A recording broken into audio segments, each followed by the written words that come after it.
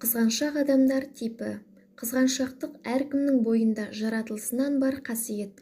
Ұлы жаратқан Алла берген сол қасиетті өз мақсатында өлшеммен қолдана алса, адам баласының ары мен намысы, ұяты мен мал жанын сақтау үшін тамаша құрал ретінде қаралады. Бұл қасиет біздерге отбасыны, ұрпағын, отанын қорғау сынды дұрыс жолдарда қолдану үшін берілген.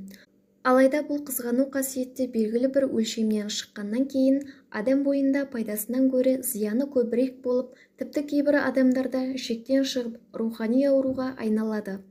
Соңында өзін де өзгені де зиянға ұшыратады.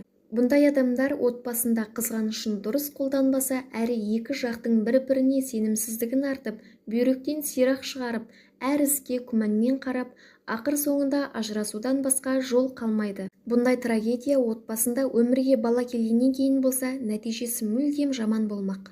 Мүлдем